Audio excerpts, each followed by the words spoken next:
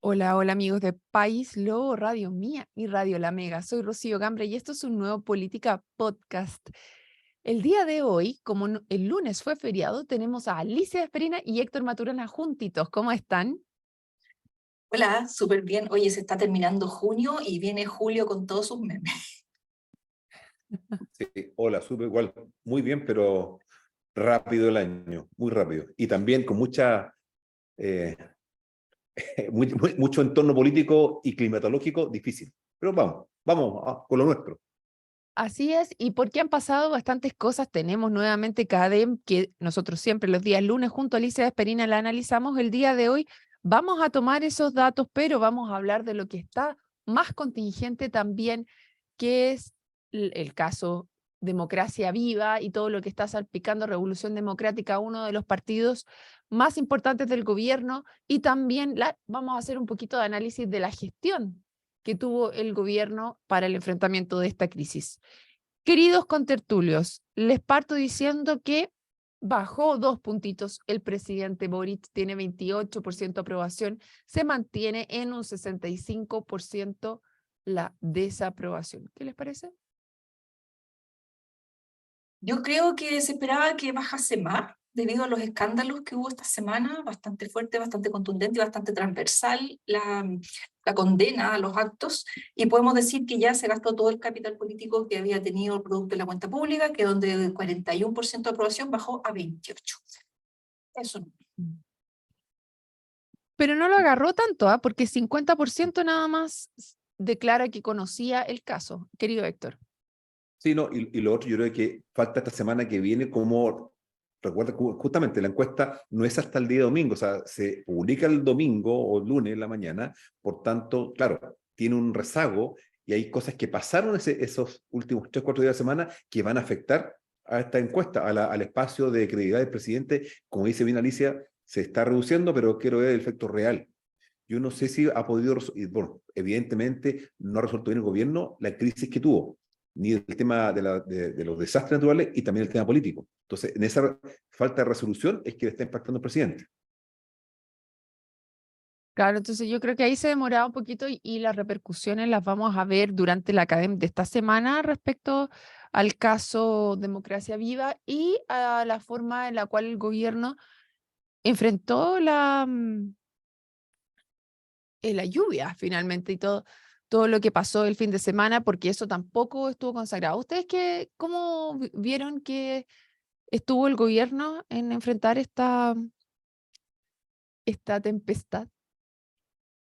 A ver, partamos por el tema de las fundaciones, que yo creo que hay mucho que conversar todavía, porque siempre cada crisis es una oportunidad, entonces va a depender de cómo se enfrente esto, el efecto que va a tener a largo plazo. Yo creo que en el corto plazo le va a pegar mucho la credibilidad a esta cosa de la estafa, ¿no es cierto? Ya lo hemos hablado hasta el cansancio, los superiores morales que venían a hacer todo distinto y cuya curva de aprendizaje parece que fue muy corta y aprendieron muy rápido las malas prácticas. Entonces, eso se va a condenar. Ahora, el presidente Boric ha dicho que hay que condenarlo y que es inaceptable y que caiga quien caiga. Entonces, vamos a ver, pues vamos a ver si de ahora en adelante efectivamente ponen los hechos en donde pone el discurso y se legisla para que esto no siga pasando, porque yo creo que aquí, primero, no sé si les pasa a ustedes, pero yo quiero saber, ¿cuál fue el delito aquí? Porque ¿Qué? ¿cuál fue el delito? Claro, porque en el Yanquihue de hoy, el diputado Sáez sale diciendo que esto es un caso abiertamente de corrupción. Entonces yo quiero saber cuál es la corrupción, estimado diputado. La corrupción es que se parcializaron los fondos de modo de saltarse controles, por ejemplo, porque si es así, es algo que se puede hacer. Por lo tanto, es permitido. La corrupción es que hubo tráfico de influencia y estas platas se asignaron a dedo. Bueno, se puede asignar a dedo. Está dentro de las facultades de algunas autoridades asignarlas a dedo. ¿Qué fue lo que hubo aquí como corrupción y que es inaceptable y que me imagino va a ser el estándar para revisar todo el resto de las mil y tantas fundaciones que existan, ¿verdad? Mira, acá hay un tema que tiene un arrastre. Creo que también hay que decir eso como corresponde. Cuando le correspondió a la clase política enfrentar el tema financiamiento oscuro de las campañas políticas, ¿se acuerdan? Soquimich y cosas varias. hubo como un velo que generó, oye, neblina, qué raro, pasó y pasó. Pero en esta, yo creo que no hay que saltársela. Y aquí estamos hablando no solamente del caso de las fundaciones, el caso municipal, que también es emblemático. El caso de Torrealba es emblemático cómo se gestó una máquina para sacar plata del Estado de Chile para usos distintos a los que se corresponde. Y en este otro caso pasa exactamente lo mismo. Entonces, hay un forado de control y más allá de que sí permite la ley que el monto, etcétera, hay un fondo. ¿Y cuál es el fondo? Lamentablemente el fondo es que no hay claridad en qué se ocupó esos recursos que son. Y aquí me recojo una cosa que escuchábamos otro día en el COCO, no el Popó, COCO, nuestro amigo Lorenzo, que nos explicaba Miranda. el tema de Miranda, que nos explicaba muy detalladamente que él plantea, para no pasar constituyente, y perdona que vuelva un poco esa idea atrás, de que los impuestos deben ser súper abiertos, ¿cierto? Y que se diga justamente en qué se ocupa la plata y cómo funciona el tema de los impuestos, porque los impuestos, todos financiamos el Estado de Chile, todos, la Alicia, la Rocío, todos. Con una compra pequeña o lo que tú compres, es impuesto de que le da benzina al Estado y el Estado de una forma u otra nos va generando toda esta maquinaria que nos protege o nos ayuda. Pero hoy día esa maquinita no está siendo transparente.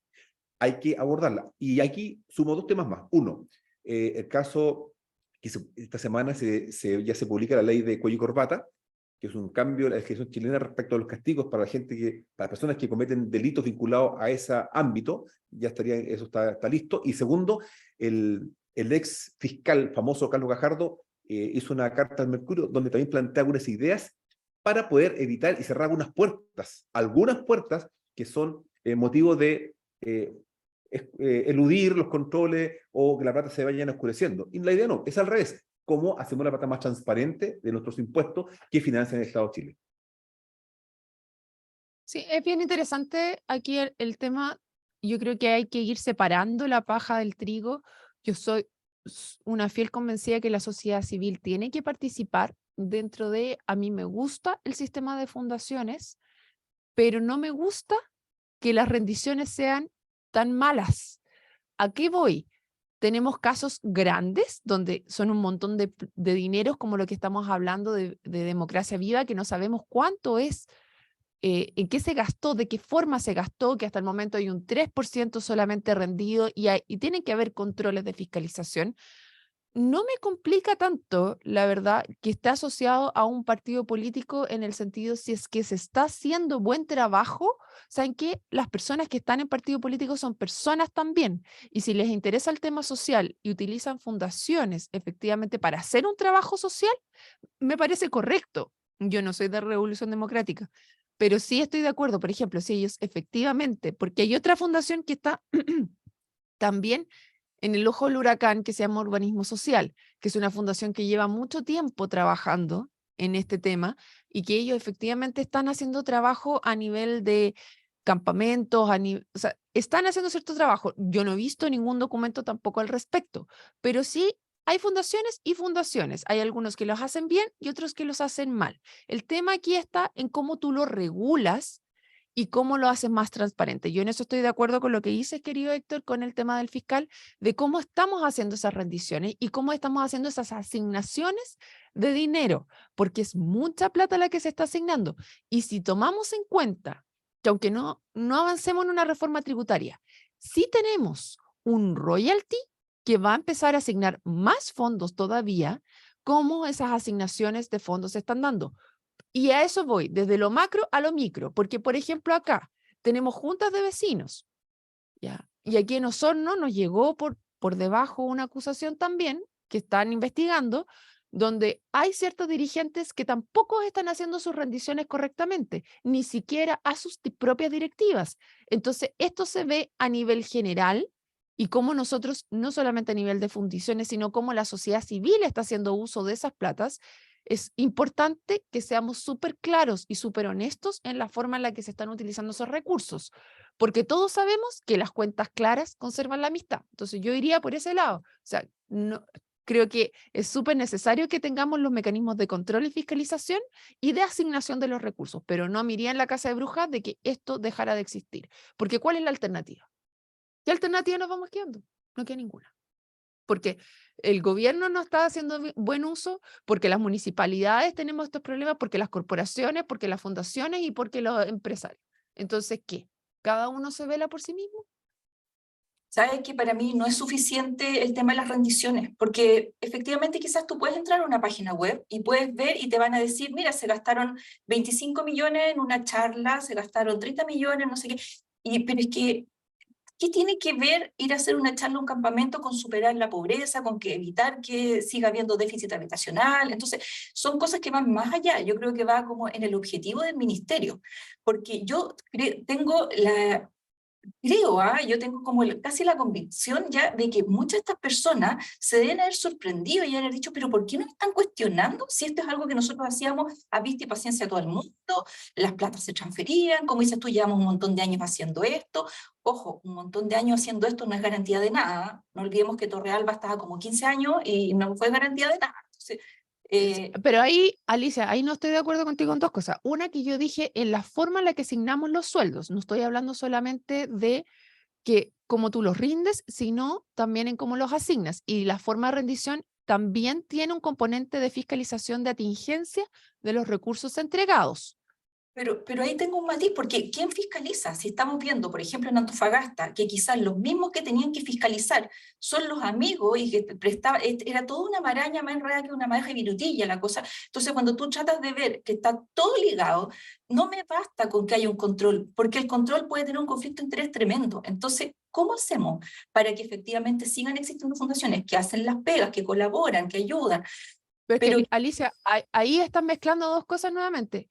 Porque por un lado, estás hablando de asignaciones directas, que ese era el problema. No era claro, porque acá el problema estaba en que el jefa de gabinete de la diputada pasó a ser Seremi y ese Seremi era el que le asignaba los fondos al otro. Entonces tienes un tema de asignación directa, que no son todas las formas en las cuales fundaciones y distintos organismos de la sociedad civil acceden a fondos concursables donde existe un jurado que es tripartito. O tripartito, hay más miembros de parte de eso, que también puede ser corruptible. De todas maneras, sí, está la ley, está la trampa aquí en Chile, pero tenemos que seguir avanzando en encontrar esas trampas y seguir funcionando. Y por otro lado, tienes el tema de, tú me dices, da lo mismo cuántos años esté funcionando. Sí, pero cuando los fondos que accedes son de distintos gobiernos, y estamos hablando de fundaciones que entran, para mí hay una diferencia, porque no son las mismas personas las que están asignando esos fondos generalmente. Hay vacíos, hay vacíos. ¿Es mejorable? Es mejorable. Pero para mí no es terminemos con todo y borremos como que esto no existe e inventemos otra forma de funcionar, porque siempre van a haber hecha ley y hecha la trampa. Entonces, ¿cómo mejoramos el sistema? ¿Y cómo caen justos por pecadores? Yo ahí tengo mis resquemores. Querido Héctor, tú querías decir algo. Sí, está bien. Si ya voy a usar una palabra que es bastante manoseada, estándar. Hay que subir el estándar y se acabó. Y agrego un dato antes, porque queda poquito, parece, queda poco tiempo. Oye, Ya no 11 minutos, Héctor. Ya no, entonces démosle. Mira, bueno, el estándar hay que subirlo, ¿cierto? Y eso implica profundizar los controles, profundizar en qué se asigna el dinero, con lo que ya hemos discutido aquí un poco sumeramente, pero en realidad eso es. Y lo otro, quiero entender un poco, o sea, en realidad me asombra, pero está bien, ¿eh? Cómo nuestro senador de la región de los lagos, Fidel Espinosa, de verdad se ha hecho un festín de esta desgracia, digamos, del Frente Amplio, perdón, no del Frente Amplio, de la Revolución facción, exactamente, a raíz del tema Antofagasta. Por tanto, sale un aporte interesante donde la rudeza con que ha enfrentado don Fidel este escenario ha sido muy llamativo, y de verdad, ojalá que más allá de él haya consenso político de poder abordar seriamente las brechas que tiene el Estado en todos estos manejos de recursos. Y eso es todo finalmente. Eso es, más allá, muy como dice Rocío, buenos o malos, no. Ok, vamos ordenando la casa y subiendo el estándar al tema del control pertinente a las platas nuestras. Eso quería aportar. para que yo también aplaudo la acción del senador Espinosa, pero para que esto no parezca una vendetta contra sus archienemigos de Revolución Democrática, estimado senador, yo estaría esperando el proyecto de ley ahora para legislar respecto de esto en algunos puntos súper específicos que se comentan en varias columnas de opinión en la prensa. Por ejemplo, el tema del registro de destinatarios finales. cuando postulan fundaciones, empresas, asociaciones, uno quisiera saber quiénes son las personas que están detrás de esas fundaciones. Entonces, existe algo que se llama registro de destinatario final, en donde uno sabe exactamente quiénes son los dueños de las empresas. ¿Por qué? Porque si no, va a pasar que vamos a cambiar una por otra, pero van a ser las mismas personas que están detrás y nosotros vamos a creer que blanqueamos el sistema y no pasó nada. Entonces, eso lo estaría esperando. Terminar con las corporaciones municipales, como decía alguien recién, prohibir las asignaciones directas, eliminar los gastos reservados, minimizar los cargos de confianza, de modo que cada vez que venga un cambio de gobierno, esto no sea un estado botín en donde yo pongo a todos mis amigos y se concursen los cargos por competencias y por cargo, porque tampoco se entiende mucho que de repente personas que es su primer trabajo entran ganando en el Estado 5 millones de pesos. Eso en el mundo privado no existe. Entonces, si legislamos en torno a eso, yo... ¿No existe? ¿Y los hijos de? ¿No Por eso, existe? por eso. Los hijos Bueno, de no entran ganando lo que sea. Pero el no, tema es que los recursos son de todos. no entran Eh, ganando lo que sea. O bueno, a menos que tú tengáis demasiada plata y tengas un negocio demasiado millonario que dé para cualquier cosa, pero los hijos de, por lo menos hasta donde yo conozco, entran bueno, yo trabajando. sí conozco. Claro, Yo entonces, en bueno, algunos casos sí conozco que con poco entran bastante más alto de que cualquiera. Pero esas son platas tuyas, por último. su Aquí plata, el tema es que es un tema estatal, es un tema que la plata es de todos y en los recursos de todos se deben cuidar de mejor manera. Y aquí es donde tú das vuelta la página para el otro lado. Me cabe, tengo la pregunta, yo entiendo que el tema de las corporaciones municipales está súper complejo con el tema de Torrealba, de lo que pasó ahí y que en general en las municipalidades hay muy poca fiscalización. Pero las corporaciones nacieron por una razón. Me queda la duda de por qué para nacen. saltarse los controles. ¿Es solamente para eso? ¿No será también para que haya más interacción con la sociedad civil? ¿Por qué lo digo? Porque, por ejemplo, conozco el caso de la corporación de la corporación de Villarrica, donde tiene una corporación cultural, donde hay miembros de la sociedad civil que son parte de los directorios y que tienen cierta relevancia a nivel de hacia dónde va el tema cultural dentro de la comuna. Entonces, yo no sé si existen otros organismos a nivel municipal que permitan esa colaboración público-privada y yo no estoy en contra de eso, de que no exista esta colaboración público-privada y que tenga que ser solo a nivel estatal el que tenga el 100% manejo y control. Ahí me entra la duda, Alicia, yo no creo que sea la respuesta, solamente terminemos con esto. Hay una cosa que se Héctor. dijo al principio, perdón, y lo voy a agregar. Más allá del vehículo, es qué interés hay dentro de ese vehículo o qué corazón hay. Ese es el punto. Si, Alicia Rosso, yo creo que somos tan creativos, tan buenos para inventar cosas que eventualmente cuando uno tiene ganas de hacer algo chueco, y así directamente, o algo en el límite, claro, ocupa el vehículo que sea. El punto está que hay que sacarle el corazón o sacarle ese interés y meterle control y cabeza. Eso es todo. Y eso aplica para el mundo público-privado. Recuerda que el mundo privado también está muy golpeado a raíz de colusiones, etcétera, etcétera, etcétera. O también mucha concentración de mercado. Entonces también, y eso es interés y corazón.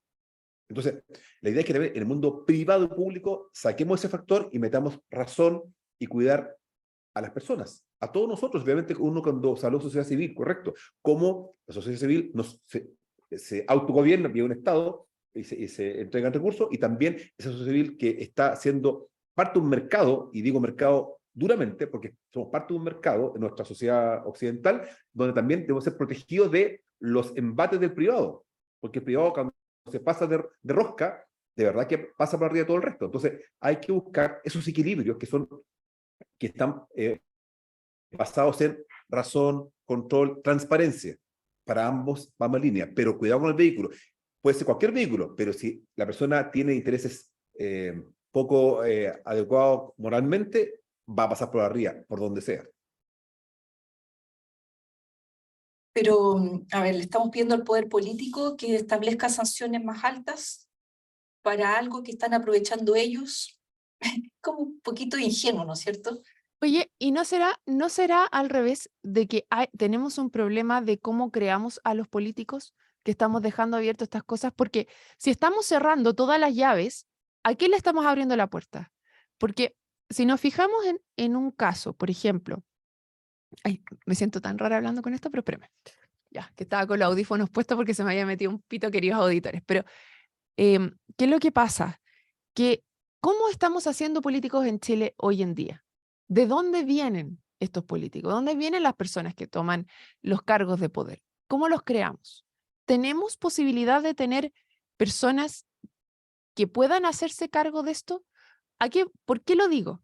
Si es que hay una beta más social que tú quieres desempeñar como sociedad y tienes un trabajo que va netamente dedicado a lo que genera valor en el mercado, no te permite desarrollar esa beta social. ¿Y de dónde sacas esos fondos? Entonces, de voluntad política, o sea, de la voluntad de aquellos que están generando otro tipo de riquezas, pero por otro lado, aquellos que están generando ese otro tipo de riquezas, cuando tratan de poner fondos dentro de fundaciones y este tipo de cosas, son sumamente vapuleados porque están en el greenwashing, están haciendo un lavado de imagen porque siguen dejando las cosas por un lado, pero pongo fondos en esto, entonces me siento bien. Si eso está funcionando a través del Estado, también estamos mal.